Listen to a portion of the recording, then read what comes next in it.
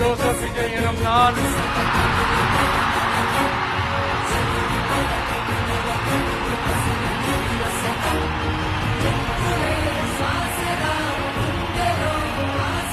சட்டப்படி அமைக்கப்பெற்ற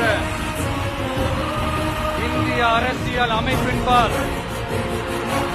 உண்மையான நம்பிக்கையும் மாறா பற்றும் கொண்டிருப்பேன் என்றும் இந்திய நாட்டின் ஒப்பில்லாத முழு முதல் ஆட்சியையும் ஒருமையையும் நிலை நிறுத்துவேன் என்றும் தமிழ்நாட்டு அரசின் முதலமைச்சராக உண்மையாகவும் உளச்சான்றின்படியும் என் கடமைகளை நிறைவேற்றுவேன் என்றும் அரசியல் அமைப்பிற்கும் சட்டத்திற்கும் இணங்க அச்சமும் ஒருதலை சார்பும் இன்றி விருப்பு வெறுப்பு